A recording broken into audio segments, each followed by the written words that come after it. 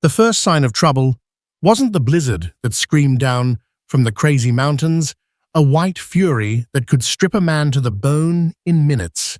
It wasn't the howl of wolves growing bolder as the world disappeared under a shroud of snow. No, the first sign of trouble was the silence that followed, a small, profound silence in the heart of the storm. It was a silence that crept under the door of Martha Cartwright's isolated homestead, a silence that held the weight of a secret she was about to keep, a secret that would either get her killed or redefine the very meaning of justice in the unforgiving heart of the American West. A secret that began with a crimson stain on the pristine snow and a choice that would bring a warrior chief and 50 horses to her door. The wind was a living thing, a malevolent spirit, clawing at the log walls of the small cabin. It shrieked down the stone chimney, spitting gusts of smoke and ash into the room, making the single lantern flicker and dance. Outside, the Montana Territory was being erased, buried under a relentless deluge of snow. For 2 days, the blizzard had raged, imprisoning Martha Cartwright in a world of roaring white noise and suffocating solitude. She was a woman carved from the same rugged timber as her home, her face a roadmap of quiet grief and unyielding resilience. Her husband Jacob had built this place with his own 2 hands, sinking their dreams deep into the dark, fertile soil. He'd been gone 3 years now, taken by a fever that had burned through him as fiercely as a prairie fire, leaving Martha with only the land, the memories, and a silence that often felt louder than the storm. She moved about the cabin with an economy of motion, born of long practice, checking the window shutters, adding another lay to the fire. The rhythmic creak of the floorboards was a familiar comfort. But on this second night of the blizzard's siege, a new sound pricked at the edges of her awareness. It was faint, almost lost in the gale, a weak, rhythmic thumping against the thick oak of the back door. Martha froze, her hand hovering over the woodpile. It wasn't the wind. The wind battered and howled. This was something else. A desperate, measured cadence, a wild animal perhaps seeking refuge from the storm's fury. A lost calf. She grabbed the heavy iron poker from the hearth, her knuckles white. Solitude bred caution into a woman's bones. She unlatched the door, opening it just a crack. The wind tore at it, a blast of ice and snow, forcing her back. And in that sliver of churning white, she saw it. Not an animal, not a calf. It was a shape, small and dark, huddled against the foundation of the cabin. A child. Her heart seized in her chest. Without a second thought, she threw the door wide. The lantern light spilled out onto the snow, illuminating a small figure no older than 8 or 9, wrapped in the tattered remains of a hide blanket. The child's face was ashen with cold, his dark eyes clouded with a pain that went far beyond the freezing temperature. He was Cheyenne, panic, cold, and sharp, pierced through Martha's initial shock. The settlers in Redemption Peak, the nearest town, spoke of the Cheyenne with a mixture of fear and loathing. Tensions had been escalating for months, fueled by land disputes and the fiery rhetoric of men like Silas Croft, a cattle baron whose vast herds were swallowing the open range. There were whispers of raids and retaliation stories that painted the Cheyenne as bloodthirsty savages. To be found harboring one, especially a child, was a death sentence. They would call her a traitor, an Indian lover. They might burn her cabin to the ground. She hesitated for a heartbeat, the poker heavy in her hand, the freezing wind a devil on her shoulder, whispering of survival. Then the boy's head lolled to the side, and a dark stain, almost black against the pristine white of the snowdrift he lay in, caught her eye. It was blood. In that instant, the choice was made. It wasn't even a choice, really. It was an imperative that rose from a place deeper than fear, a place where the ghost of her own lost child still lingered. She and Jacob had prayed for a baby, and when she had finally conceived, their joy was as vast as the Montana sky. But a miscarriage in the 5th month had stolen that joy, leaving an empty cradle and a hollow ache in Martha's soul that had never truly healed. She saw not a Cheyenne, not an enemy, but a child on the verge of death. "Lord, have mercy," she breathed, the words snatched away by the wind. She jammed the poker into the snowbank beside the door and knelt, her own warmth instantly leached away by the biting cold. Gently, she turned the boy over. His breathing was shallow, a faint, ragged puff of condensation in the frigid air. The front of his simple tunic was matted and stiff with frozen blood. Tucked beneath the hide blanket, she found the source, a raw, ugly gunshot wound in his shoulder, the flesh torn and angry. This was no accident. This was the work of a man's rifle. The stories from town suddenly felt terrifyingly real. With a strength she didn't know she possessed, Martha scooped the boy into her arms. He was surprisingly light, a fragile bundle of bones and frozen buckskin. She carried him inside, kicking the door shut against the raging storm. The sudden warmth of the cabin was a shock. She laid him gently on the rag rug before the hearth, his small body stark against the worn colors. For a moment, she just stood there, her mind racing. What had she done? She was a lone woman, miles from any friendly face, now harboring a wounded child from a tribe that was effectively at war with her neighbors. If he died here, she would have to bury him in secret, the knowledge a poison in her soul. If he lived, what then? His people would be searching for him. The men who shot him might be too. She pushed the panic down. First things first. He was burning with fever, his skin a strange combination of icy cold and fiery heat. She stripped away the frozen, blood-soaked tunic with trembling fingers, revealing the wound. It was worse than she'd feared. The bullet had passed through, but the flesh was ragged and inflamed, the first signs of infection already taking hold. Working quickly, she stoked the fire until it roared, heating a kettle of water. She tore strips from one of Jacob's old linen shirts, the soft, worn fabric, a tangible link to his memory. She washed the wound as gently as she could, her touch hesitant at first, then firm and sure. The boy flinched and cried out, a weak, guttural sound of pure agony. But he didn't fight her.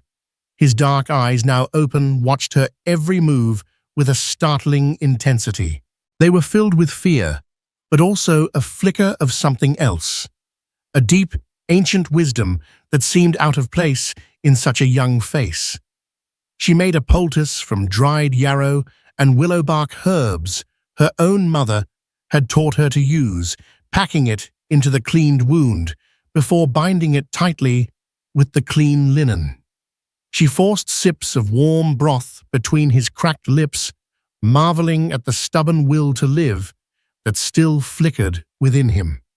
As she worked, she talked to him, her voice low and soothing, the way she had once talked to the child in her womb. "It's all right now. You're safe here. Just a little longer.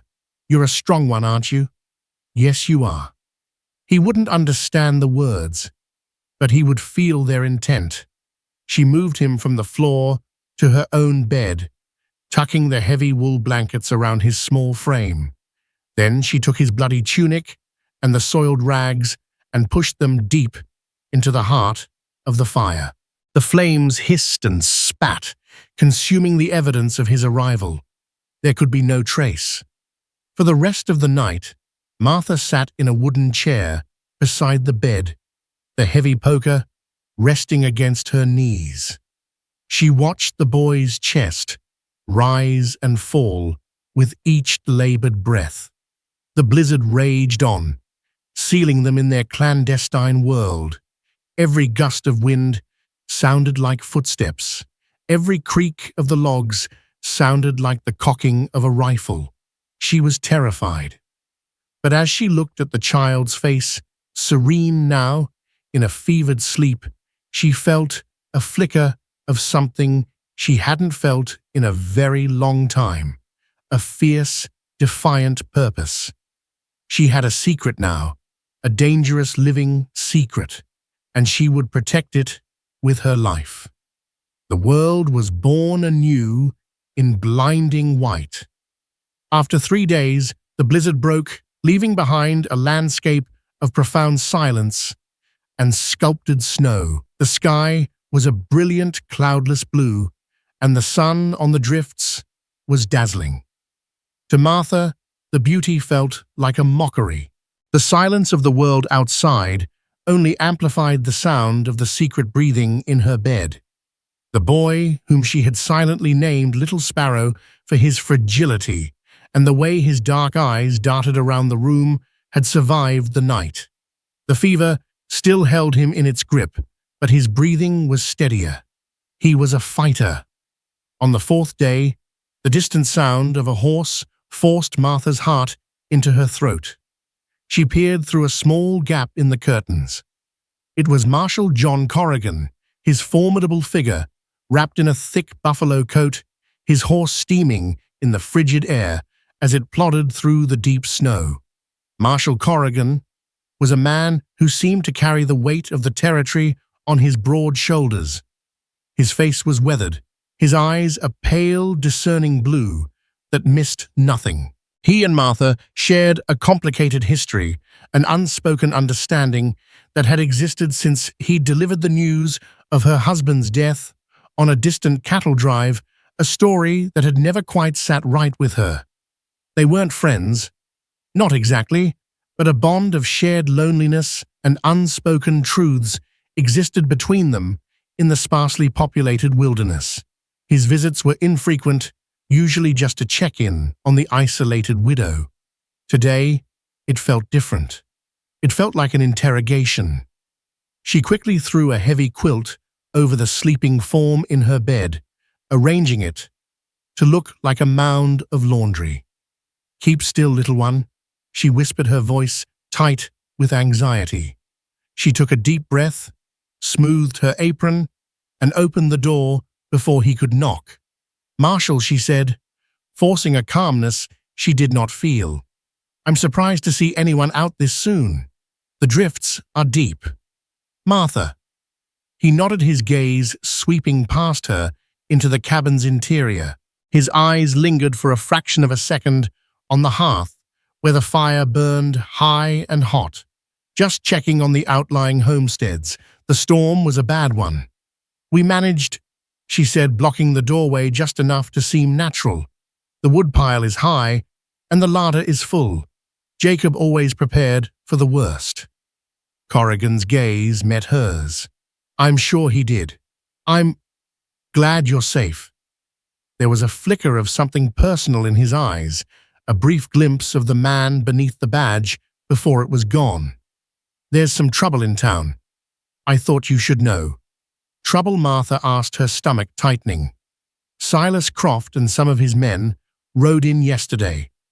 They had a run-in with a Cheyenne hunting party up near Wolf Creek right before the blizzard hit." He chose his words carefully. "Croft's calling it a skirmish. Says they were rustling his cattle." "And were they?" Martha's voice was steady, betraying none of the turmoil within. Corrigan's jaw tightened almost imperceptibly. "There were no cattle found, just 3 dead Cheyenne. Croft's men came away without a scratch. But they claim one got away, a boy. Here it was." The world shrinking, the walls of her cabin closing in. She fought to keep her expression neutral. "A boy, Crofts put a bounty on him. $50.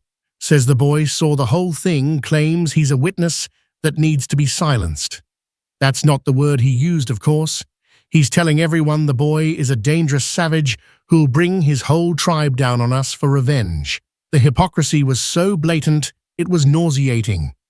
Croft manufactured a massacre, and now he was offering money to kill the only witness. Why would Croft be so concerned about one boy? Martha pressed, unable to stop herself. It was a risk showing such interest, but she had to know what she was up against. Corrigan's eyes narrowed slightly, studying her. That's a good question, Martha. A very good question. A man with nothing to hide wouldn't be in such a lather. He's got half the town stirred up, ready to form a posse.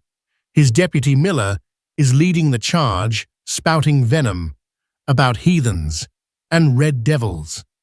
Deputy Miller was a young, cruel man who wore his prejudice like a badge of honor, even more so than the tin star on his chest. So you're out here, looking for him. The question hung in the air between them, heavy with implication. I'm out here doing my job, Corrigan said, his tone clipped, which right now means making sure my people are safe. All of them. His gaze swept the snowy expanse around her cabin, noting the unbroken drifts. You haven't seen anything unusual. No tracks that weren't your own. Nothing but snow and silence, Marshal. She lied. The words tasted like ash in her mouth. The world may as well have ended and begun again these past few days. He held her gaze for a long moment, and Martha felt as if he were peering directly into her soul, seeing the secret she was so desperately trying to hide. She met his stare without flinching, her own quiet strength a shield. If he suspected, he gave no sign. All right, Martha. You take care of yourself. Bar your door at night. Things are liable to get worse before they get better. He tipped his hat, turned his horse, and began the slow ride back toward town. A solitary figure against the vast, unforgiving white. Martha watched him go, her body trembling with a mixture of relief and renewed fear. She closed the door, her back pressing against it, as if to hold the world at bay. The lie had been told. The line had been crossed. She went to the bed and pulled back the quilt. Little Sparrow was awake, his dark eyes wide and intelligent fixed on her. He had heard the man's voice. He had sensed the danger.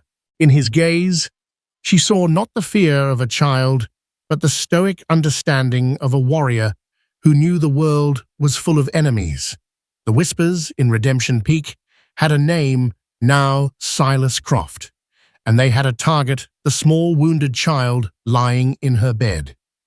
Martha knew with chilling certainty that Marshal Corrigan's visit was not the end of her troubles. It was only the beginning. The days that followed fell into a quiet, tense rhythm. Outside, the snow slowly melted under a strengthening sun, revealing the brown, dormant earth. Inside the cabin, a fragile bond was forming across a chasm of language and culture. Little Sparrow's fever broke, and with it some of his stoic reserve began to melt away as well. He was still weak, but his innate curiosity started to win out over his fear. He would watch Martha with those unnervingly perceptive eyes as she went about her chores, his gaze following her from the bed she had relinquished to him. She spoke to him in a low, constant murmur, telling him about her day, about Jacob, about the chickadees at the feeder outside the window. He would listen, his head cocked, as if he could understand the melody of her voice, if not the words. Communication was a slow, careful dance of gestures. She learned that a slight dip of his chin meant yes, and a slow shake of his head meant no. He learned that her gentle touch meant safety. One afternoon, as she was changing the dressing on his shoulder, which was finally beginning to heal, he reached out with his good hand and hesitantly touched the locket she always wore around her neck. It was a simple, silver oval Jacob had given her. She opened it for him. On one side was a miniature portrait of a handsome, smiling Jacob. On the other, a tiny, intricately woven lock of baby-fine hair. It was all she had left of the child she'd lost. Little Sparrow looked from the lock of hair to Martha's face, his expression one of profound understanding. He then reached into a small leather pouch that he'd kept clutched in his hand since she found him. He pulled out a small object and pressed it into her palm.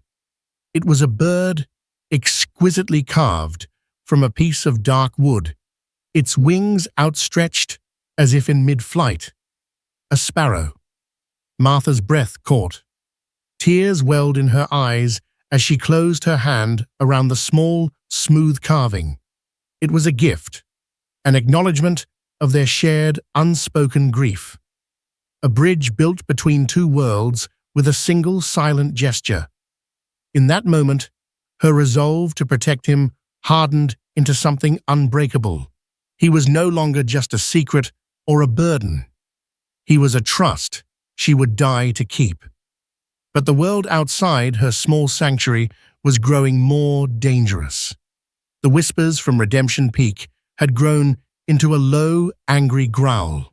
Deputy Miller, fueled by Croft's money and his own bigotry, had successfully whipped a faction of the townsfolk into a paranoid frenzy. They saw Cheyenne warriors behind every tree, a threat to their homes and families, and the missing boy became the symbol of all their fears. Silas Croft was the puppet master pulling the strings. He was a man accustomed to getting what he wanted, whether it was land cattle or the removal of anyone who stood in his way. He owned the largest ranch in the valley, employed half the men in town, and held the town's only merchant in his debt. His influence was a poison that had seeped into the very foundations of Redemption Peak. His paranoia about the boy festered. The official story was that the Cheyenne had been caught red-handed, but Croft knew the truth was far messier. There had been no stolen cattle. It had been a cold-blooded execution to clear the tribe from a piece of land he coveted for a new grazing route. The boy was a loose-end one that could unravel his entire empire. His deputy's suspicions eventually fell on the widow Cartwright. "She's isolated out there," Miller told Croft, in the smoky back room of the saloon. "Never comes to town unless she has to. Keeps to herself. Too quiet, if you ask me." Her lantern was burning all through that blizzard. Clayton saw it. Clayton, a former hand of Jacob's, now worked for Croft. He was a decent man, trapped in a bad situation, his loyalty to Jacob's memory warring with his need for a wage. He'd mentioned the light, offhandedly, never imagining the sinister interpretation Miller and Croft would place on it. Croft's eyes, cold and reptilian, narrowed. A lone woman. It would be easy for a savage brat to overpower her. Or maybe he mused, a cruel smile twisting his lips. She's more than just a lonely widow. Maybe she has a fondness for redskins. The lie was convenient, and it suited his purposes perfectly. He decided it was time to apply some pressure. The next afternoon, two of Croft's most brutal ranch hands, a pair of hulking brothers named Finn and Cole, rode up to Martha's cabin. They didn't bother with the pretense of a friendly visit. They dismounted and began to prowl around her property, their demeanor overtly threatening. Martha's heart pounded against her ribs. She met them on the porch, the old shotgun Jacob had taught her to use, held loosely in her hands. "This is private property," she said, her voice trembling only slightly. "Just looking for some stray cattle, ma'am." Finn sneered, his eyes roving over her in a way that made her skin crawl. "Mr. Croft sent us. He's missing a few head." "There are no stray cattle here," Martha said, standing her ground. "You know that as well as I do." Cole laughed, a harsh, ugly sound. "Maybe they wandered into your cabin to get warm." He took a step onto the porch. Mind if we take a look inside? You will do no such thing. Get off my land. Now. The men exchanged a look, a shared spark of brutish amusement. The intimidation was the point of the visit. They were there to frighten her, to see if she would break. Finn lunged forward, grabbing the barrel of the shotgun. Martha gasped, struggling to hold on. Getting awful brave, ain't we? Widow, he snarled, his face inches from hers. Suddenly, a floorboard creaked inside the cabin. A small, almost imperceptible sound, but in the tense silence, it was as loud as a gunshot. The men's heads snapped toward the door. Little Sparrow. He was supposed to be in the cellar, a small, hidden root cellar beneath the main room floorboards that Jacob had built. He must have crept out. Panic seized Martha. This was it. They would find him. They would kill them both. But before Finn could shove her aside and burst through the door, another sound cut through the air, the thunder of approaching hooves. Marshal Corrigan crested the nearby ridge, his horse moving at a full gallop. He reined in, hard scattering snow and mud. His face was a thundercloud of controlled fury. Finn Cole, get your hands off her and get the hell off this property. The two thugs instantly deflated their bravado, vanishing in the face of true authority. They released the shotgun and backed away, muttering under their breath. We was just looking for strays, Marshal Cole mumbled, avoiding his eyes. I know exactly what you were doing. Corrigan bit out, his voice dangerously low. You were doing Silas Croft's dirty work. Now get out of my sight before I arrest you both for trespassing and assault. The men scrambled for their horses and rode off, casting hateful glances back at the cabin. Martha leaned against the porch railing, the shotgun suddenly feeling immensely heavy. Her legs felt weak, her whole body shaking. Corrigan dismounted and walked slowly toward her. His face was grim, the lines around his eyes etched deep with worry. The pretense was over. They know Martha, he said, his voice quiet but firm. Or they suspect, which is the same thing. Croft sent them. This is just the beginning. Tears of fear and frustration welled in Martha's eyes. She nodded, unable to speak. Corrigan stepped closer, his voice dropping so low it was almost a whisper. The boy. He's in there, isn't he? It wasn't a question. It was a statement. The lie was impossible now. The truth, stark and terrifying, lay bare between them. Martha looked into his pale blue eyes, searching for condemnation for the lawman who had a duty to uphold. Instead, she saw a troubled man, caught in a conflict that went far beyond his badge. She gave a single, slow nod. The secret was out, and she was no longer alone in it. The air in the cabin was thick with unspoken words.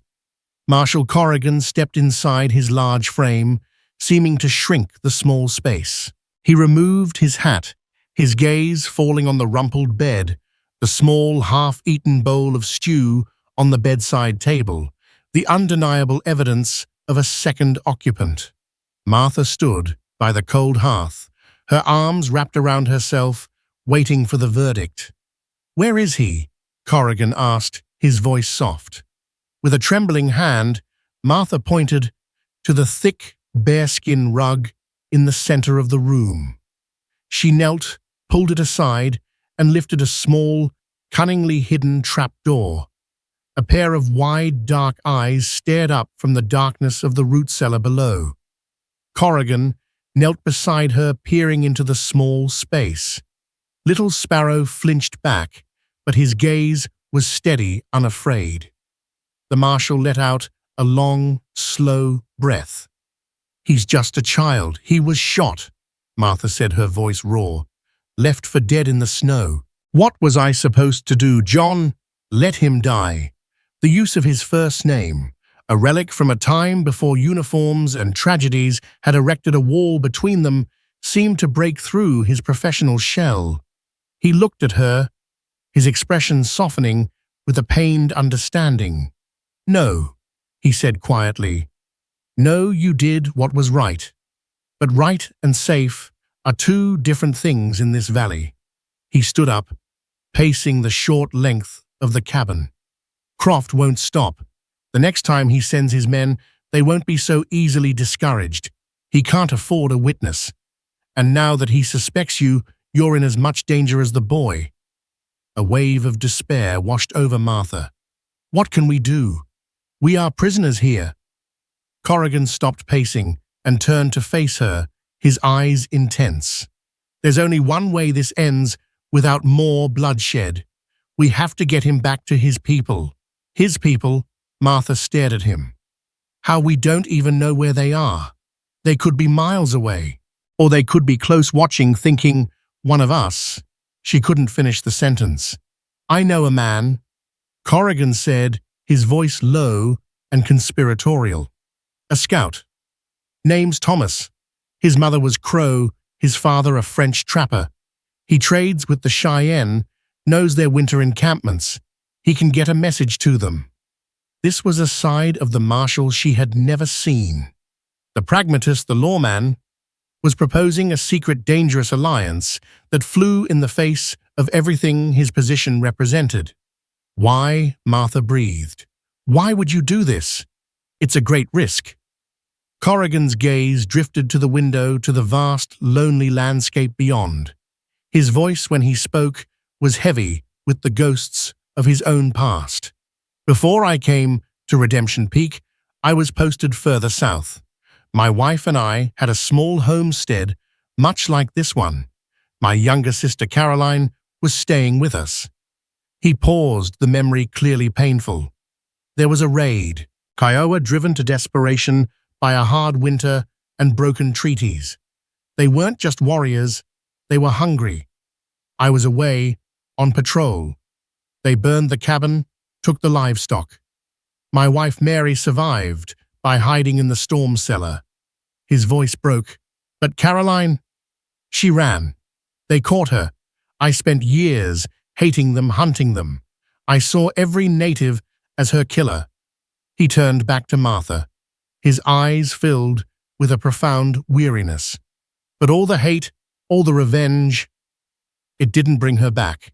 It just dug more graves. I look at Croft, at men like Miller, and I see the same blind hate I carried for years. It's a sickness. It only creates more widows, more orphans, more boys with bullet holes in their shoulders."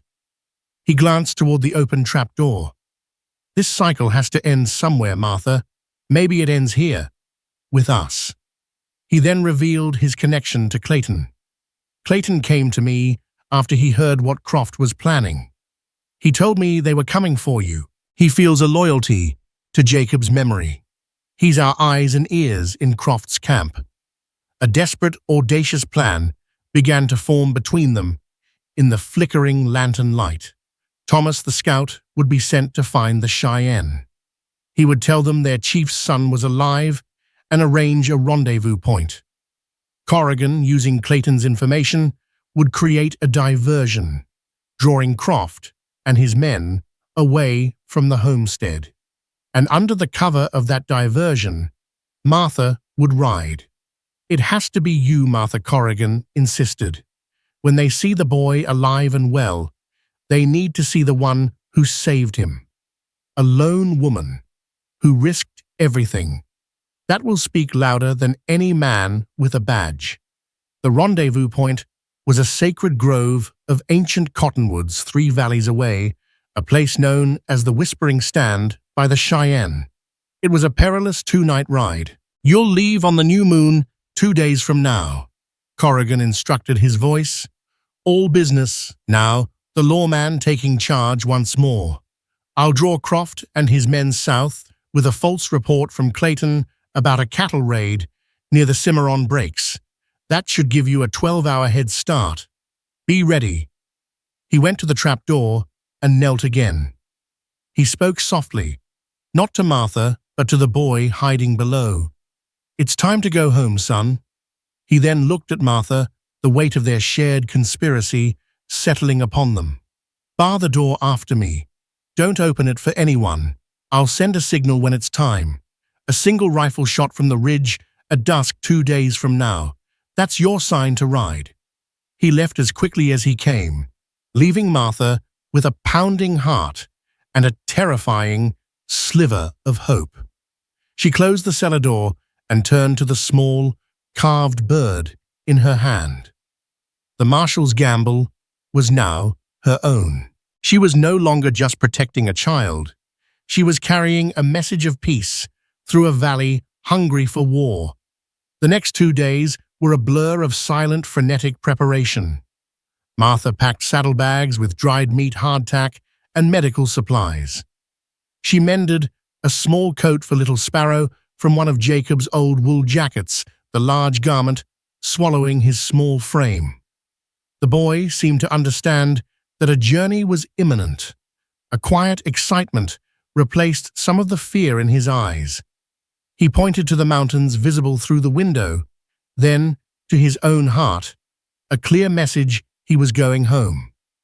On the evening of the second day, as the sun bled orange and purple across the western horizon, the signal came. A single sharp crack of a rifle shot echoed from the distant ridge, a sound that made Martha jump. It was Corrigan's sign. The die was cast. She dressed little Sparrow warmly, then pulled on her own heavy coat. She whispered instructions to him in English, reinforcing them with gestures he now understood. Stay close. No noise. She saddled her sturdy mare Bess and a gentle gelding Jacob had owned, loading the saddlebags. Her hands were steady, her earlier fear replaced by a cold, clear resolve.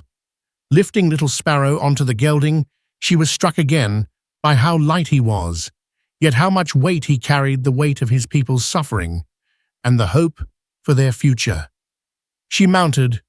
Bess took the reins of the boy's horse, and with one last look at the cabin that had been her entire world, she urged the horses into the deepening twilight.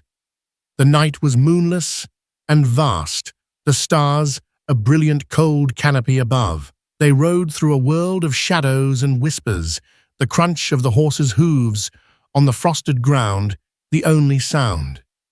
Martha kept to the low-lying draws and followed the dark ribbons of creek beds, avoiding the open ridges where they might be silhouetted against the sky.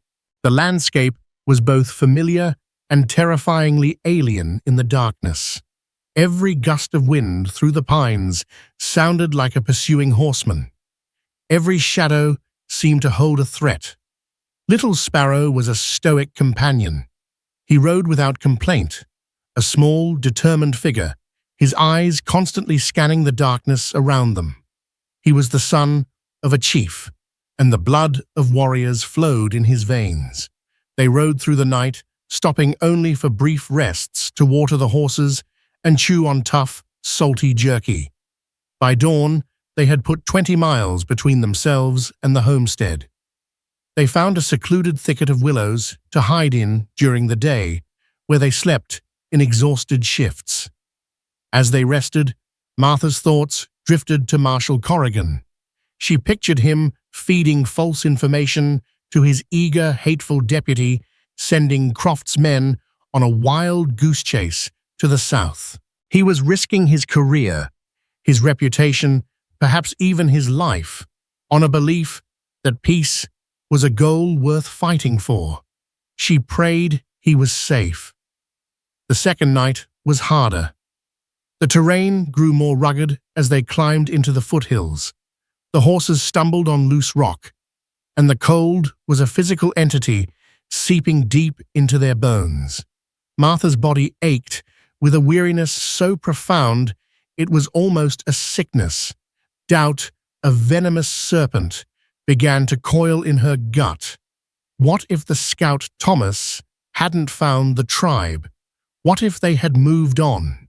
What if they arrived at the Whispering Stand to find nothing but empty wilderness? It was shortly after midnight when she heard it. the unmistakable sound of riders behind them moving fast. Not the slow, cautious pace of a traveler, but the hard, driving rhythm of a pursuit. Panic, cold and electrifying, shot through her. Corrigan's diversion hadn't worked, or it hadn't held. Croft's men were on their trail. "Yeah," she hissed, kicking Bess into a canter, pulling the gelding along.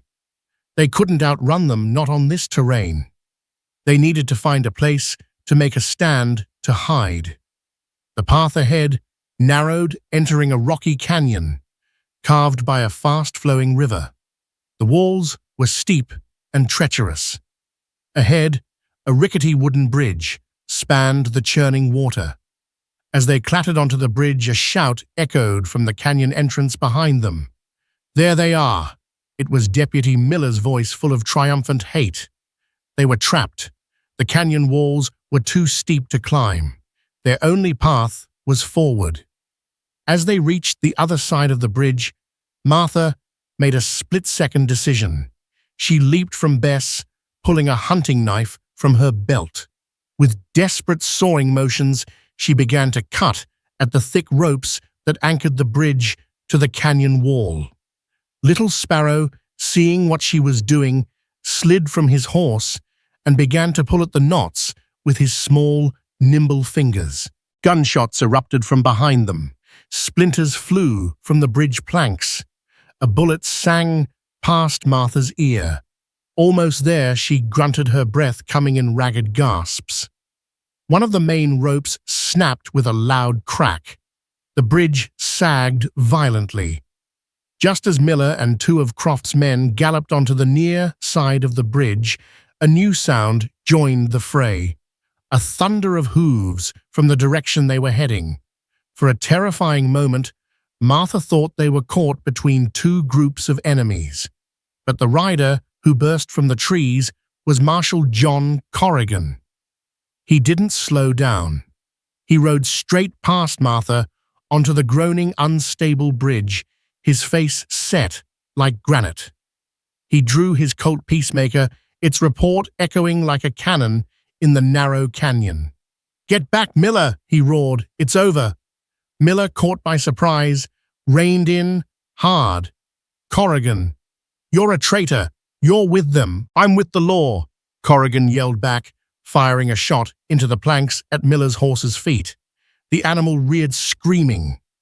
"And I'm placing you all under arrest for the murder of 3 Cheyenne men at Wolf Creek and for the attempted murder of this woman and child." While the men were distracted by Corrigan's sudden, furious appearance, Martha sawed through the final rope. With a great groan of tortured wood, the bridge gave way, collapsing into the churning river below, taking 2 of Croft's screaming men with it.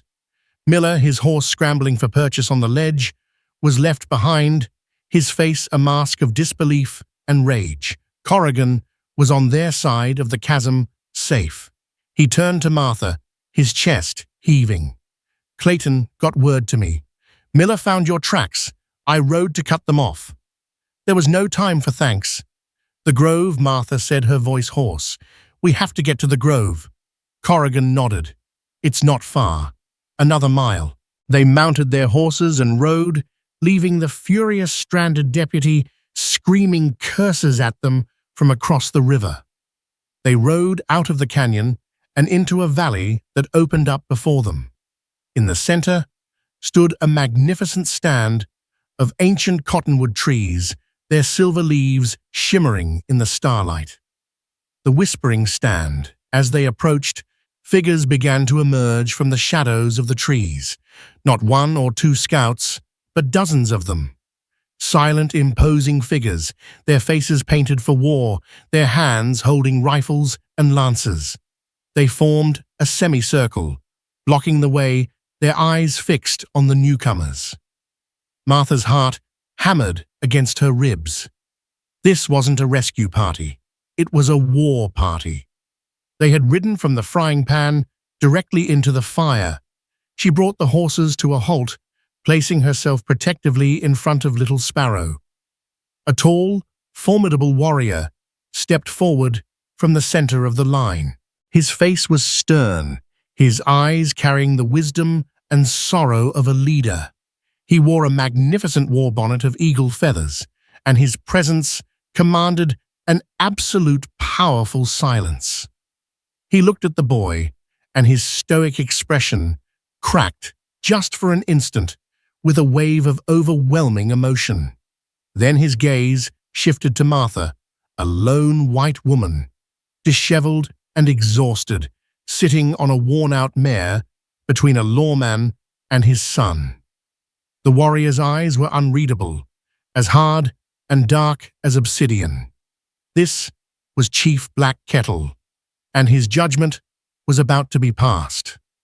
The silence in the cottonwood grove was absolute, broken only by the snorting of the horses and the rustle of leaves in the night breeze.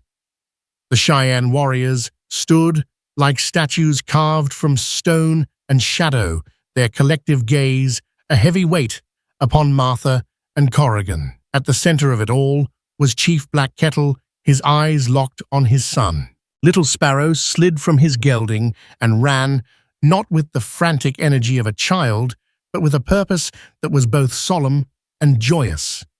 He did not cry out, but launched himself into his father's arms. Black Kettle knelt, enveloping the boy in a fierce embrace, his stern facade melting away to reveal the raw, unvarnished love of a father for his lost son.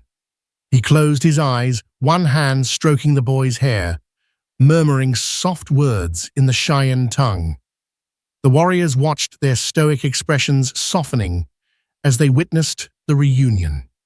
After a long moment, Black Kettle stood his son's hand, held tightly in his own. His gaze fell upon Martha. The scout Thomas, a lean man with a face that was a testament to his mixed heritage, stepped forward to stand beside the chief. He asks who you are. Thomas translated, his voice low and respectful. Martha's throat was dry.